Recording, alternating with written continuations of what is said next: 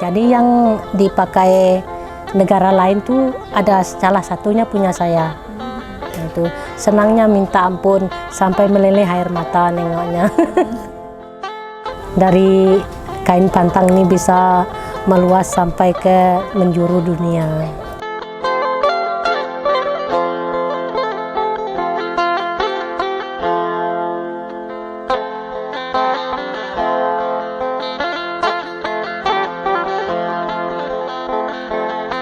Mama itu pernah cerita, dia bilang ini sepertinya udah nggak usah nunun lagi gitu, karena memang udah nggak ada nilainya di pasar itu, nggak ada yang mau beli gitu.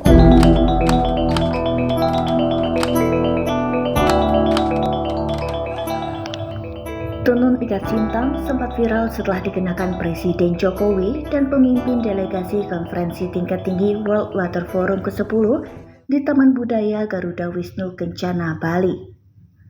Penampilan Presiden tidak hanya membawa tenun ikat sintang ke panggung internasional, tetapi juga menggugah rasa bangga akan warisan budaya lokal. Satu di antara orang yang punya peranan penting membuat tenun ikat sintang semakin dikenal adalah Hetty Koes Endang.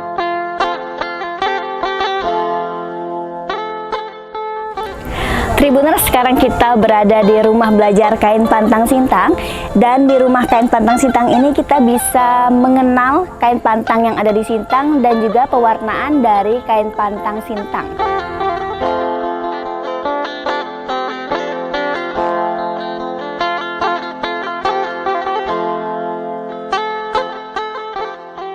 Tribuners, kita sudah berada di rumah belajar kain pantang dan sudah bertemu dengan Kak Hetty Koes Endang, seorang penggiat kain pantang sekaligus founder kain pantang dan juga founder galeri kain pantang Sintang.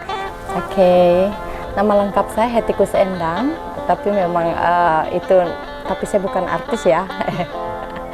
Nah, panggilan saya Hetty, saya sebagai penggiat kain pantang Sintang, yaitu saya sebagai owner dari Galeri Kain Pantang Sintang dan sebagai pendiri dari rumah belajar kain pantang yang ada di Kabupaten Sintang. Nah, ini kita bergerak di bidang fashion, ya khususnya kain tenun atau kami kenal dengan kain pantang dengan bahasa lokal yang ada di Kabupaten Sintang, mungkin lebih skalanya Kalimantan Barat. Seperti itu. Kira-kira pada saat kapan atau pada saat momen kapan nih akhirnya kakak memutuskan untuk fokus ke kain pantang, atau mungkin ada background pendidikan yang memang mengharuskan kakak untuk bisa fokus ke kain pantang, atau bagaimana nih Kak? Oke, sebenarnya gini, saya ini kan memang lahir terus berasal memang orang Dayak, dan orang Dayak, asli orang Dayak yang punya sebenarnya seni dan budaya gitu.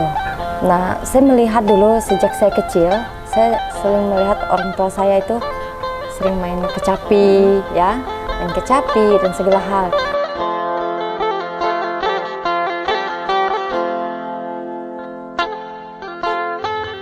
Hetty tertarik menjadi penggiat kain pantang setelah melihat fenomena sulitnya pemasaran.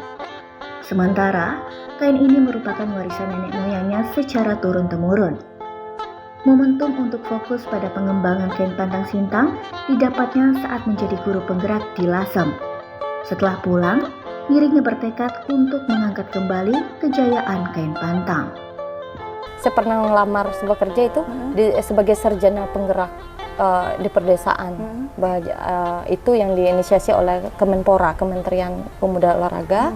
Nah, waktu itu saya lulus dan saya ditempatkan di Jawa Tengah, di Rembang, dan di situ adalah batik Lasem.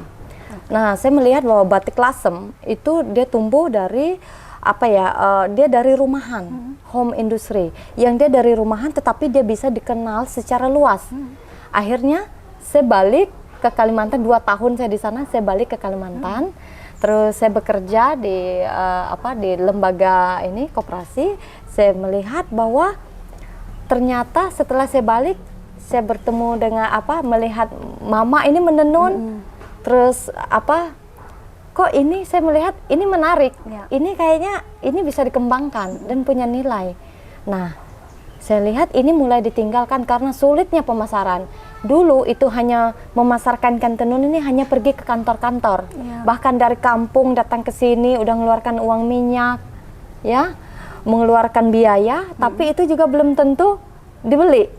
Saya sambil kerja pada waktu itu. Saya sambil kerja, ya pelan-pelan saya main media sosial, Instagram pribadi, WhatsApp pribadi. Terus ya biasa kan teman-teman ada nggak ini apa? Kalau ada tenun mereka ingat saya karena saya suka pakai. Tahun 2014, 15, nah mulai di situ pelan-pelan. Jadi perjalanannya tuh panjang itu cerita awalnya, sehingga momentum-momentum itu dengan sendirinya semakin saya jalani, semakin lama saya semakin menemukan ternyata fashion saya di sini. Akhirnya saya memilih resign dari tempat kerja.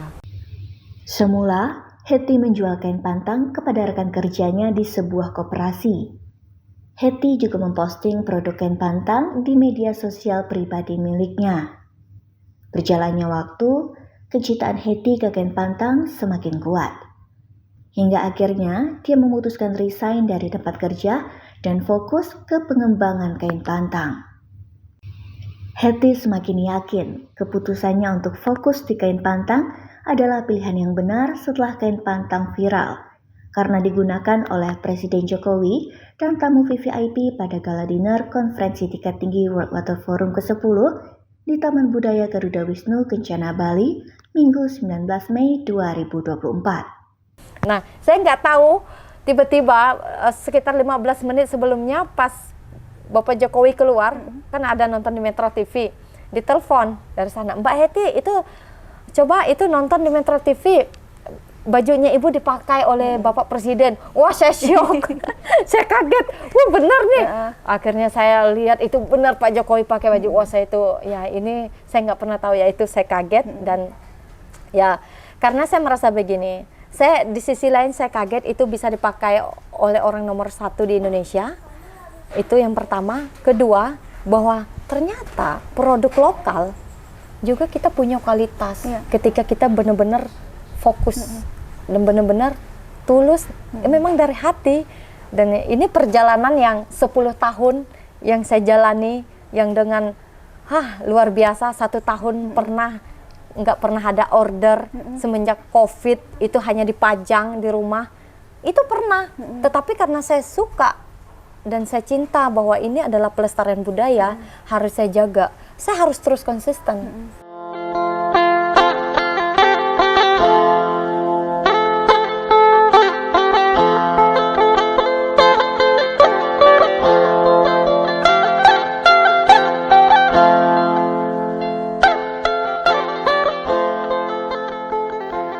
Kebahagiaan tak hanya dirasakan Hetty. Artisan yang membuat kain juga turut berbahagia. Kalau yang dipakai Jokowi bukan saya yang bikin, kawan. Nah, jadi yang dipakai negara lain tuh ada salah satunya punya saya. Itu senangnya minta ampun sampai meleleh air mata nengoknya. Sudah lebih dari 30 tahun membuat kain pantang. Ilmunya dia peroleh dari orang tua secara turun-temurun. Dari tahun 2000 dari tahun 1097. 1997 ya Bu? Iya. Umur 25 tahun. 25 tahun. Iya. Turun-temurun keluarga dari mama sampai saya.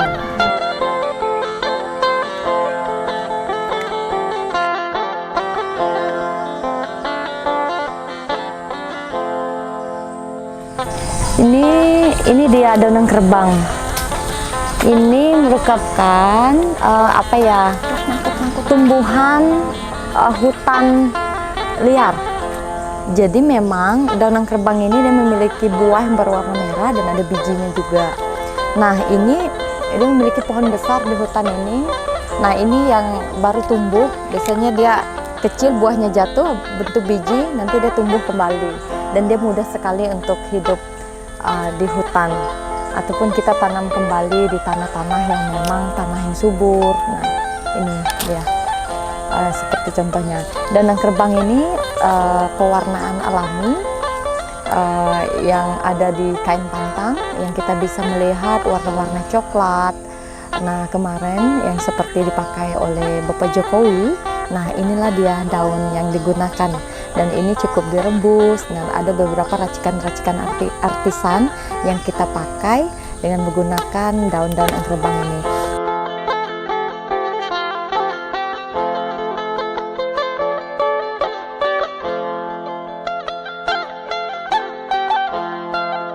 Masaknya dari malam sampai dia kurangi airnya sampai separuh lah nih panci ini.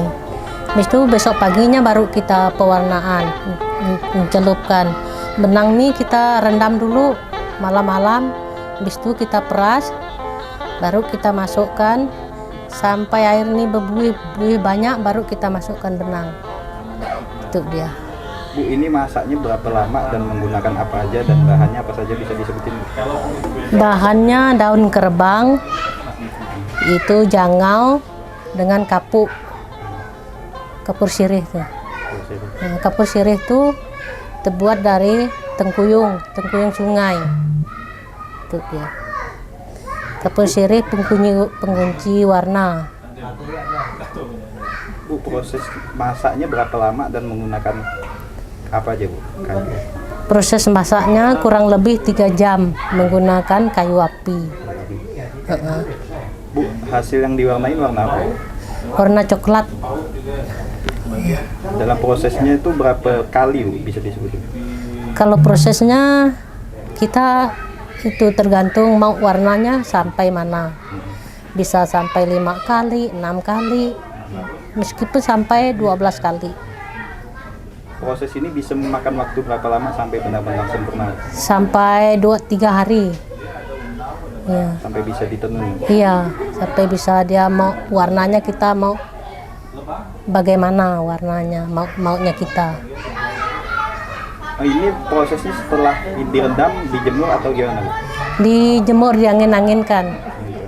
Enggak pakai terik matahari. Kesulitan dalam proses ini apa sih, Bu, bisa disebutin? Prosesnya apa ya? Takaran warnanya tergantung tempat itu, daunnya tempatnya di mana, tua dengan mudanya daun yang kita pakai. Kalau dia muda, dia tuh lebih muda juga itunya pewarnaan. Kalau dia tua, warnanya agak bagus coklatan.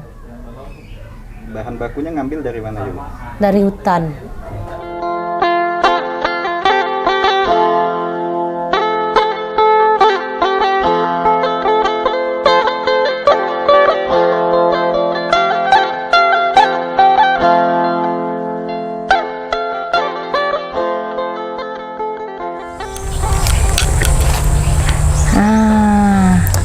Ini juga, Kalau ini daun apa nih, Kak? ini tuh daun kemunting. Nah, daun kemunting ini sejak saya kecil ini sering saya makan. Karena ini memang bisa dimakan, buahnya tuh biasa apa ya, ungu itu gigi kita kalau makan. Nah, ini kita bisa jadiin pewarnaan di kain pantang dan dia menghasilkan warna abu-abu. Warna abu-abu. Nah, ini daunnya juga bisa dicampur dengan bunganya. Terus ini daunnya, terus ini kan memang bunganya masih belum mekar ya, kayaknya karena cuaca lagi hujan, kayaknya habis pada rontok ya bunganya. Nah, ini juga kita juga cuma cukup direbus gitu. Nah, buahnya juga aman untuk dimakan, bisa untuk dimakan secara langsung. Nah, daunnya juga bisa kita jadiin pewarna. Nah, pastinya aman untuk kulit. Nah, kenapa sih Galeri Kain Pantang berinisiasi bahwa banyak hal-hal yang ada di lingkungan kita sekitar yang bisa kita berdayakan dan itu bisa memiliki nilai ekonomi jika kita memang teliti, jika kita memang berinovasi dengan baik dan pastinya dengan produk-produk yang ramah lingkungan. Kalau untuk yang tanaman kemunting ini, Kak, ini apakah untuk pewarna hanya gunakan daun aja atau kayak bunganya juga bisa atau buahnya juga bisa, Kak? Oh iya, kalau untuk daun kemunting ini dari buah, dari bunganya sampai daunnya itu bisa digunakan. Dan kemunting ini juga mudah sekali tumbuh. Jadi jatuh begini nanti dia tumbuh lagi. Dan ini saat ini tidak perlu ditanam, dia tumbuh sendiri nih di sekeliling tanah-tanah ini. tanah ini termasuk tanah saya juga. Ini saya juga tidak tidak menebangnya atau tidak menebasnya supaya pewarnaan-pewarnaan ini tetap ada di sini gitu, seperti yang ada di samping itu pewarnaan-pewarnaannya. Sebagai perekonomian masyarakat juga, karet juga di sisi lain dia tetap menoreh, sisi lain juga bisa menanam atau bisa mengambil pewarnaan untuk di kain pantang itu sendiri. Jadi mereka hidup berdampingan nih seperti ini kan. Nah ini daun-daunnya, segar-segar ini. Ini kalau mata saya melihat ini segar-segar lihatnya ya, karena ini pewarnaan semua. Nah semoga kita juga terus berinovasi bagaimana pengembangan pewarnaan ini supaya bisa jadi ini. Nah ini dia buahnya. Nah ini bisa dimakan, ini buahnya manis sekali. Saya mungkin nggak tahu kalau di tempat lain ini nama buahnya apa ya, tetapi kalau di Sintang, kami di Kalimantan, di sini namanya kemunting. Nah ini bagus sekali untuk pewarnaan kain pantang. Dan ini juga pewarnaan yang kami gunakan untuk membuat salah satu baju para delegasi waktu acara KTT Water Forum di Bali kemarin. Nah ini salah satu pewarnaannya juga yang kami gunakan. Bisa langsung dimakan Kak? Bisa ini. Nah saya coba ya, saya coba ya. Buahnya jatuh ini deh.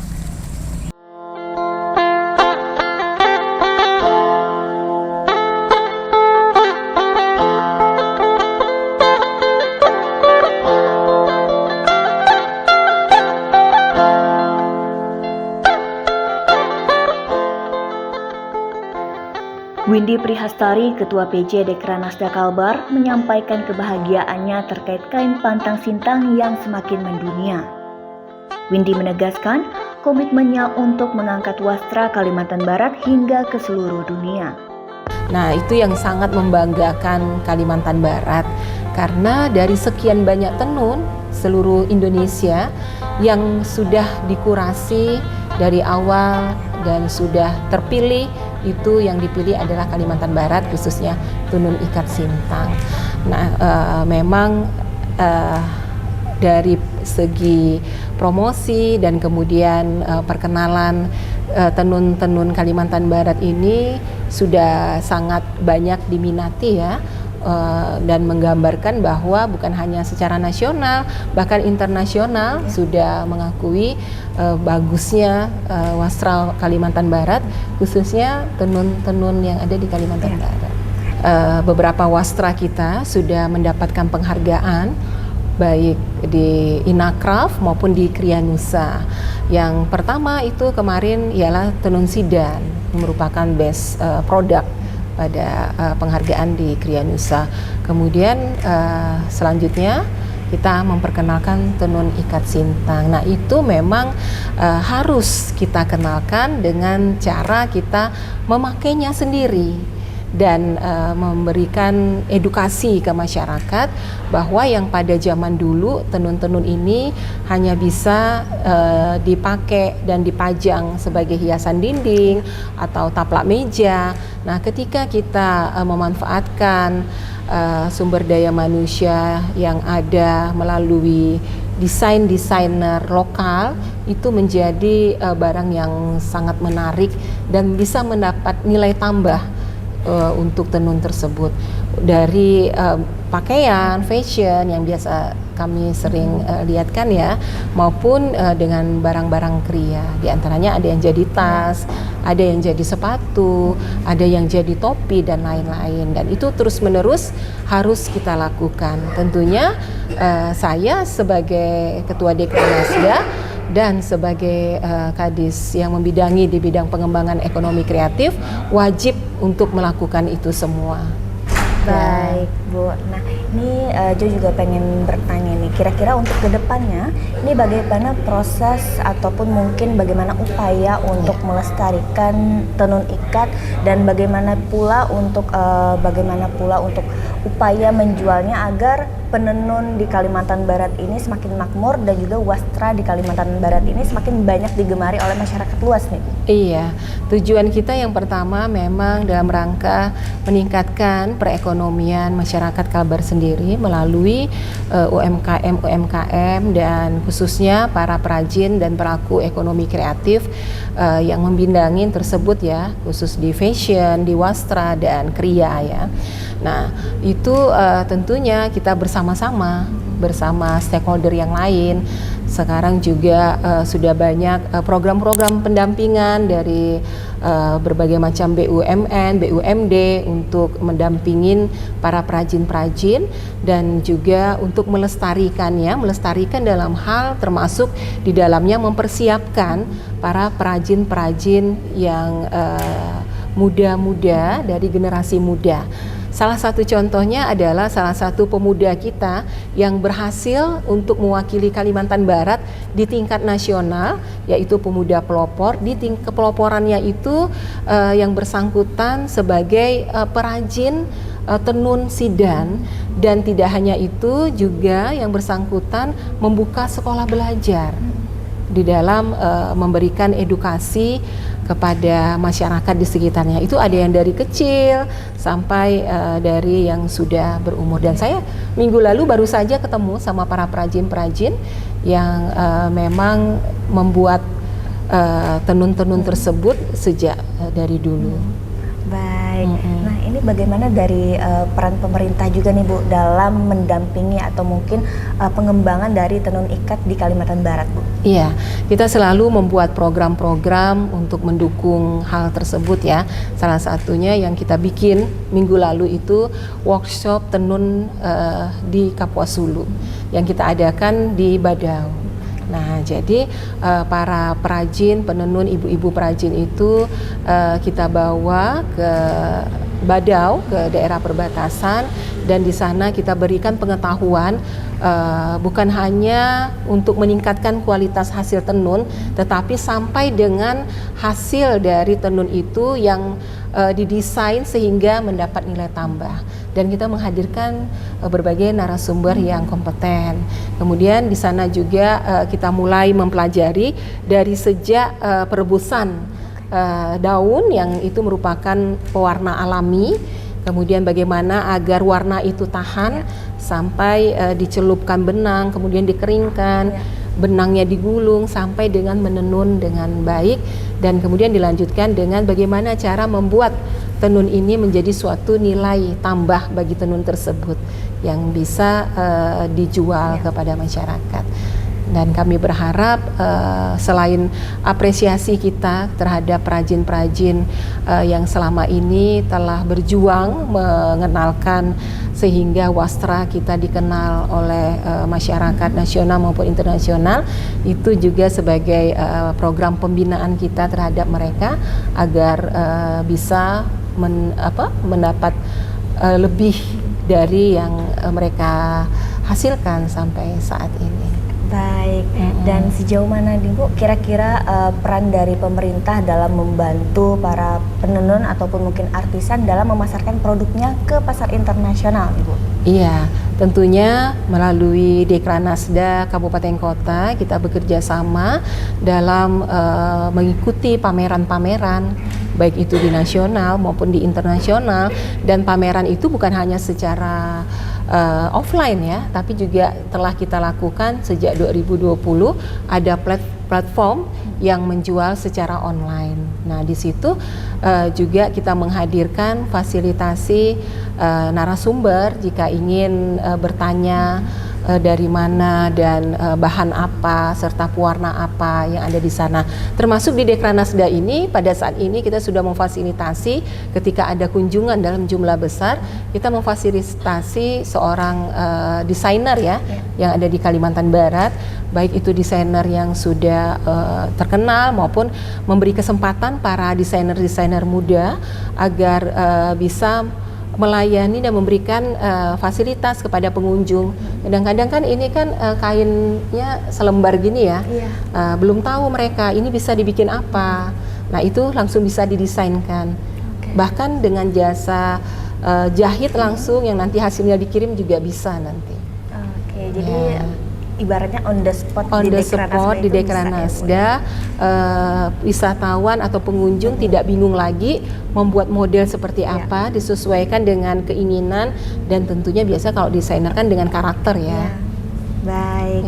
Nah, Ibu ini sebagai closing statement, ini mungkin ada pesan-pesan ataupun mungkin harapan yang Ibu sampaikan terhadap artisan ataupun mungkin penenun dan wastra di Kalimantan Barat ini seperti apa nih untuk kedepannya? Iya.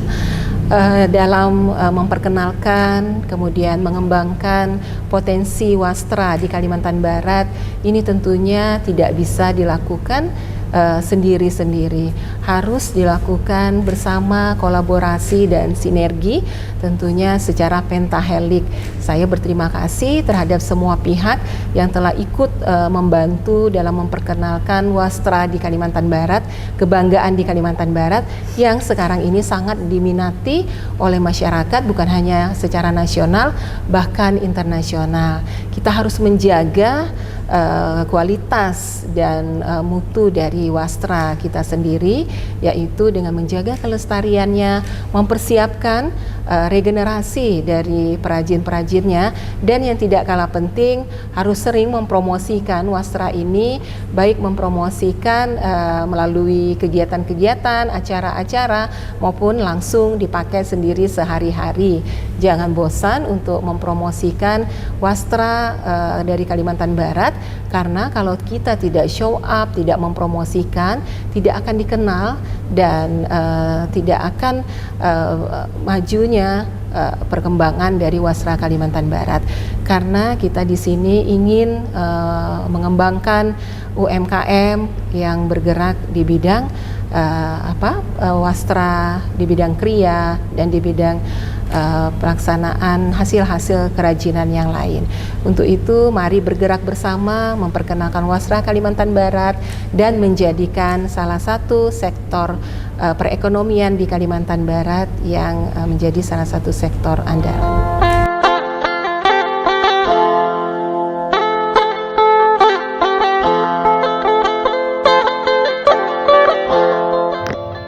Sekian video kita kali ini, ikuti terus perjalanan kita di channel YouTube Tribun Pontianak.